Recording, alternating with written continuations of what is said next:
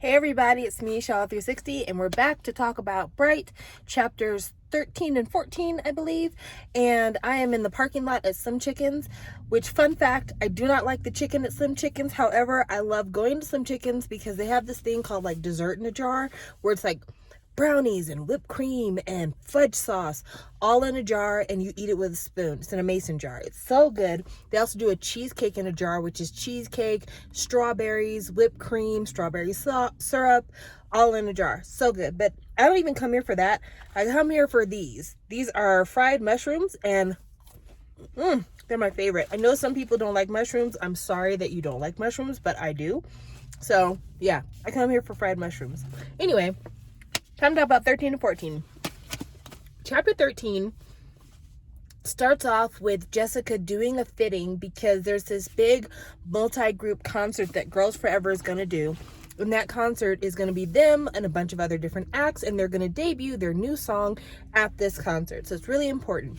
They're doing a fitting, and the lady who's doing the fitting, she's an older lady, and Rachel is complaining about well, she's not complaining, I shouldn't say that. It's more like she's commenting on the fact that their outfits are really cool, but they're also like inconvenient outfits. So basically it's a black dress, and then they rip the dress off, and underneath they have these multicolored sequined mini dresses. And apparently the sequins are like getting all over the place.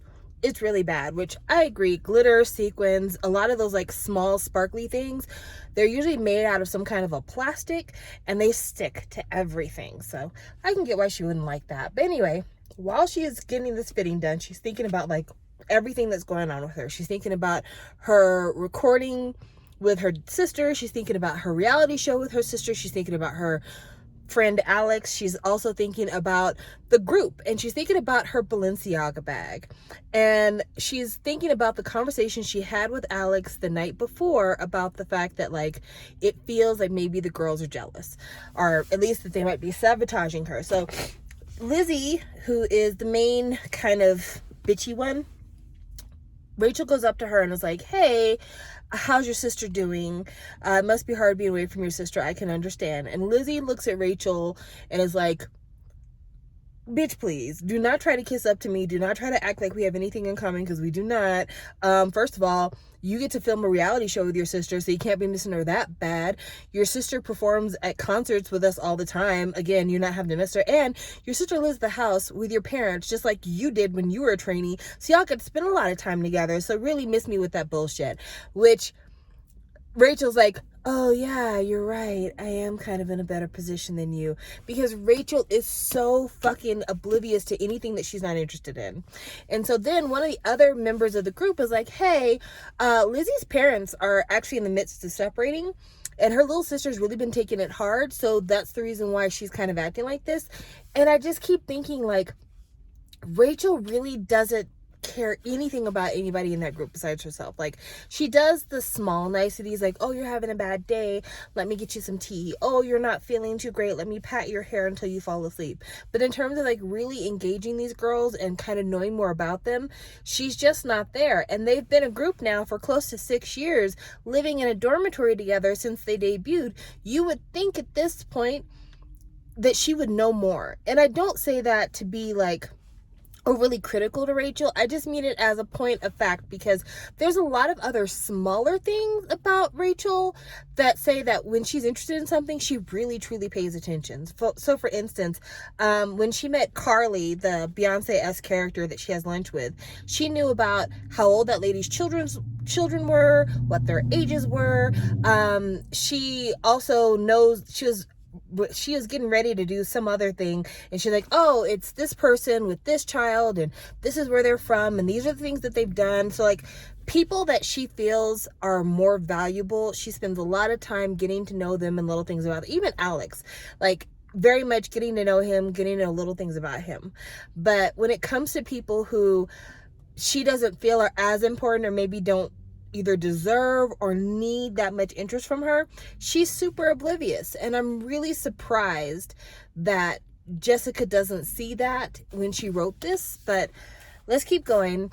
So anyway, after they do the fitting, she gets told by one of the managers that she has a meeting with Mr. No, and it's not a good meeting. And the meeting is because Jessica spent the night at a hotel the night before. So if you recall from our review of episodes of chapters 10 and or 11 and 12, that night that her Balenciaga bag disappeared, she got all stressed out and upset, and Alex was like, hey, why don't you go spend the night at the hotel? That way you can relax and not worry about anything.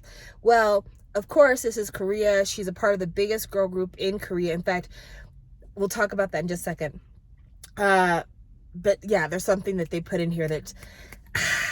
Anyway, so yeah, she gets called into Mr. No's offices, Mr. No and Mr. Han, and they're really upset at her, and they're like, hey, last night you were spotted going into a hotel room at the Broadmoor, whatever the fucking name of the hotel is, and then leaving early this morning. You got there really late at night, like 3 a.m, and you left super early. That shit looks really bad. Who the hell were you meeting at the hotel? Now, granted, she was not actually meeting anybody at the hotel. She did actually legitimately go to the hotel in order to de-stress and unwind, and then she left. She went into the hotel by herself. She left the hotel by herself. No one else was in the room. However, again, you are part of the most famous girl group in Korea. You don't think that there's people fucking everywhere looking for you and noticing when you come into a hotel room?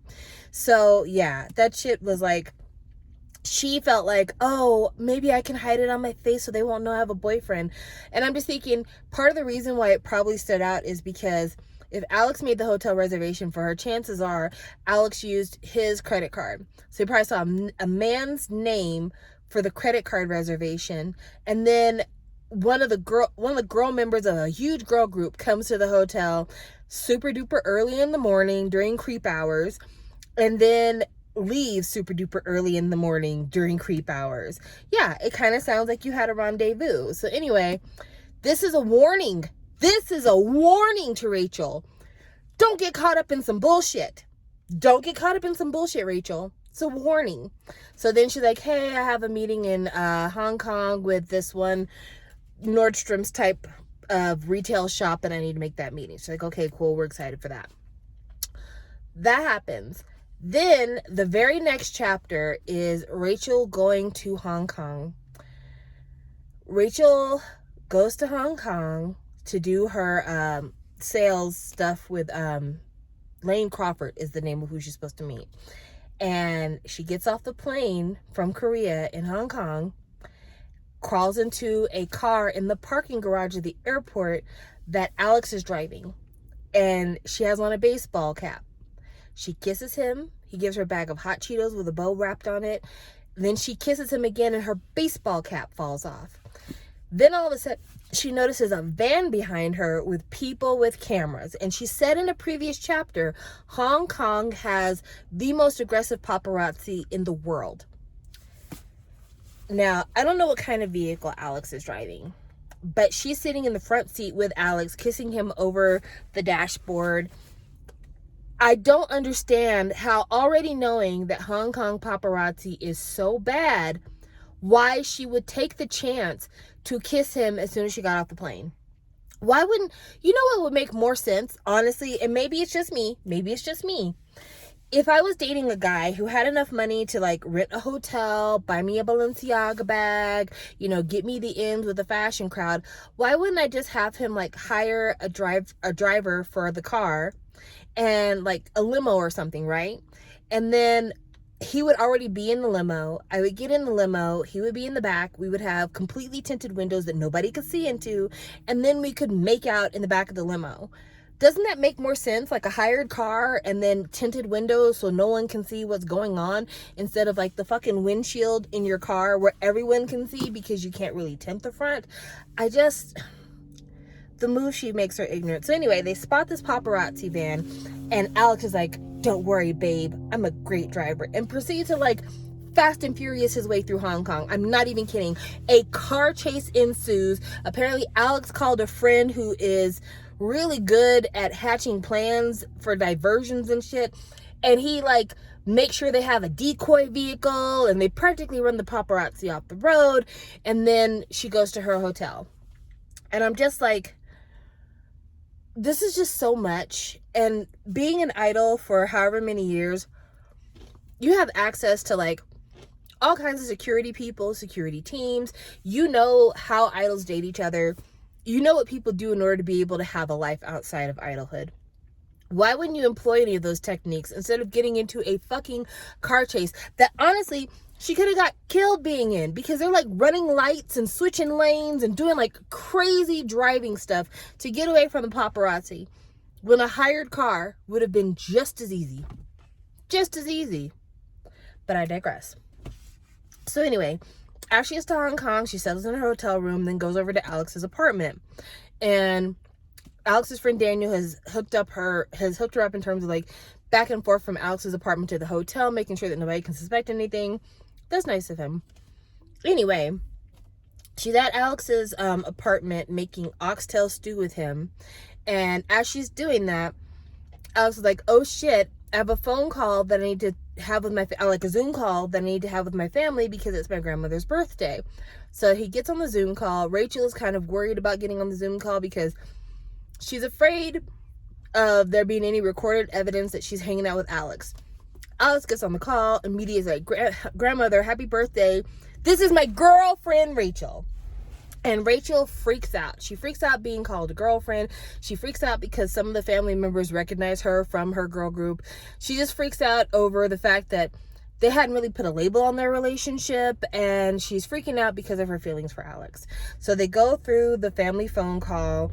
This one uncle gets on the call and is like, oh, I heard you're a singer. Good luck with that. You know, you can't really make a lot of money with singing. Ha ha. And then they get off the call and she's all freaked out. So she's like, hey, I got to go back to my hotel room. He's like, what about the soup? And she's like, no, I got to go. I'll eat something in the hotel room. Talk to you later. So that is how chapter 14 ends. And I don't know. I don't know. I'll put it this way. I feel like Rachel, in some ways, she is very cognizant of like her image and things that could damage her image, but she takes a lot of chances that aren't necessary and chances that don't really, in my opinion, pay off. Like, it's not worth it to chance it. It's not worth it to be caught on a date with somebody. It's not worth it to be caught kissing somebody. I mean, granted, there are times when getting caught kissing somebody can be used as a scandal deterrent, i.e. Taeyeon and Baekhyun, when they were dating, got caught kissing. It was during a time when there was a bunch of turmoil in K-pop, so it was like, look at the kissing couple instead of worrying about this house burning down in the background. Or like Park Bom being, you know, the target of all the media instead of worrying about the allegations of corruption between YG and the Korean government and the former president of Korea. But in this case, it's like there is no bigger payoff. She's just taking ugly, stupid chances at every turn and not thinking about what these ugly, stupid chances could mean. So there's that. And I told you I was going to get back to one little detail about Girls Forever being the most popular girl group in Korea. So there's this poll that everybody's talking about when they're at the rehearsals. And the poll is like, who is Korea's top girl group? And Girls Forever gets 86% of the vote. The nearest competition is 9%. And the rest are like less than 1%. And then she says, I look for Akari's group, Teen Valentine, and they have 0.03%. That's going to really mean something for her label, because labels take this shit seriously. At her label, all of their groups are in the lower part of the chart. I wanted to fight her. I want to fight her because it's bad enough that you and Akari don't really have a relationship, but then you're like kind of checking on her, and I wouldn't say reveling in her failure, but definitely not doing anything to make it better or doing anything that's helpful at all. Like, you check up on her, you see that maybe her group is having a tough time, but you didn't try to engage her at the Idol Olympics. You don't even have Homegirl's phone number anymore because you've been such a fucking shit friend. And then you're like, I bet her label is worried because her group came in last. Well, Akari's a part of the group. And if the group came in last, it's because the group is not doing well. But that doesn't fucking mean that, you know, you need to be worried for her. Because you sure as hell weren't worried for her when she got kicked out of DB, when she got traded away. Like, Rachel just frustrates me. She's the world's worst friend. She just does not pay attention to the people who she really should be paying attention to. She's very, very self-absorbed. Also, one thing that I thought was really funny is she was talking about like how beautiful Seoul is during like April, May.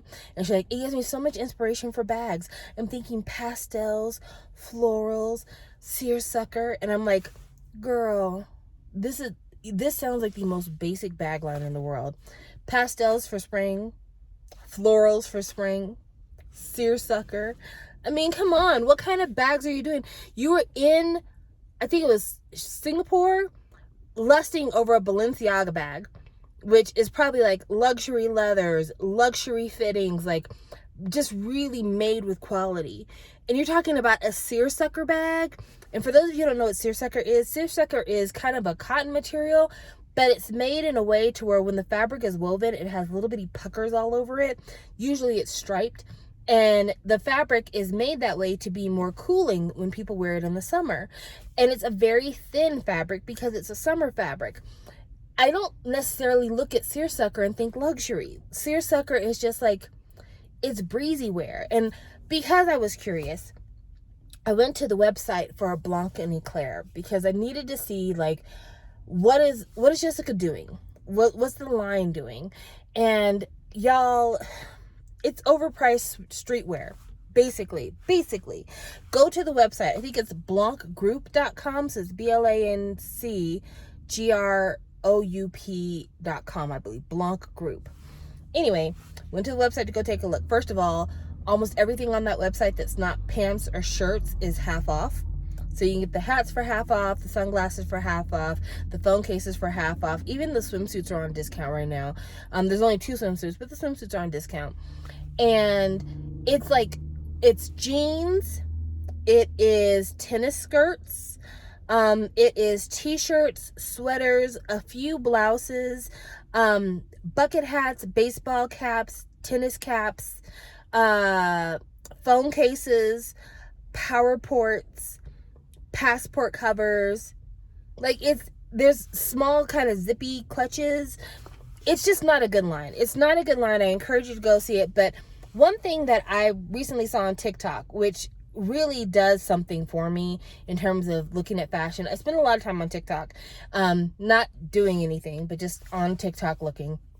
One of the things I saw on TikTok was how they were talking about how sunglasses, when you buy like Ray-Bans or other designer sunglasses, the actual cost of manufacturing, because everybody manufactures their stuff in China, is like maybe $10 to $20, but they sell them for $300.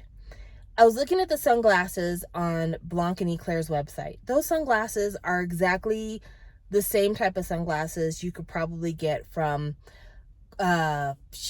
used to be Coastal, but Coastal closed down.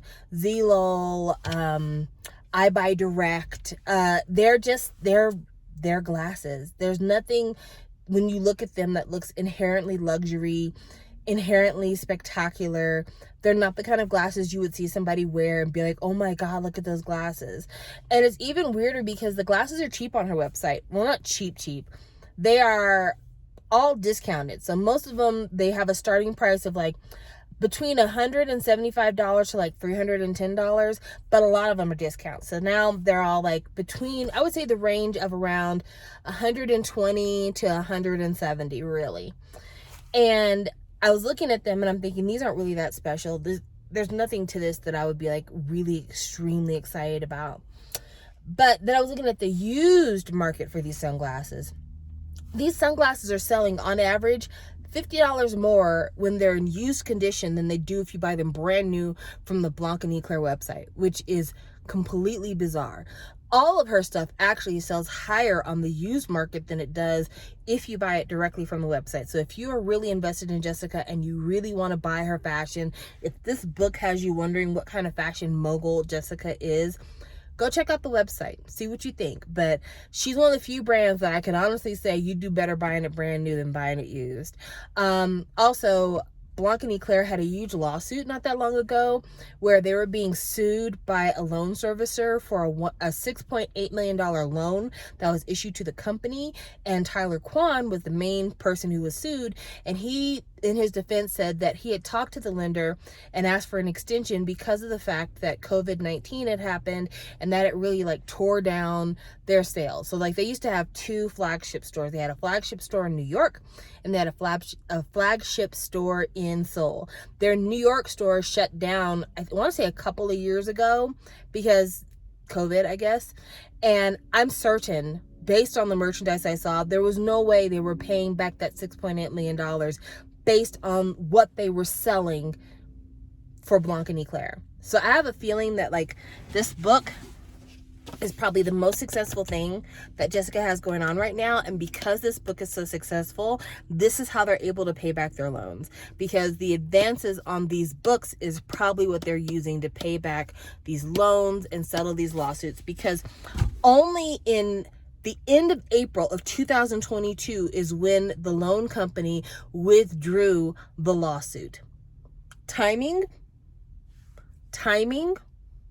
So yeah, I wish you the best of luck, Jessica. I'm going to continue reading your book, but you need to open your eyes. You need to open your eyes because you are being taken advantage of sincerely. This man that you're with, he's not advancing your career. If anything, you honestly, Jessica, you could have left SM and you could have launched your own record label by yourself. You could have taken out your own loans and you could have done everything that Tyler has done for you on your own, because all that Tyler has done is use your name to cash in. He hasn't done anything that you couldn't do yourself. Being a member of Girls' Generation, you had tons of industry connections in fashion, in banking, in celebrity. You had all those things. So unless you are an insufferable asshole, you should have been able to go ahead and transfer all of that energy into something, because lots of the Girls' Generation members who are no longer signed to SM have managed to go on and have modeling activities. They've had musicals. They've had television shows. They've had opportunities. They've actually had opportunities. They've been able to get press. And it's just basically because of their association with Girls' Generation, not because they had some Svengali like Tyler Kwan in the background working things out for them. And so if they could do it without a Tyler Kwan, you absolutely could have done it without a Tyler Kwan. So it's disheartening the amount of belief you have that this guy is the guy getting it done for you, when really all he's ever brought you are lawsuits and embarrassment. But anyway, I'll see you guys for chapters 15 and 16. Bye.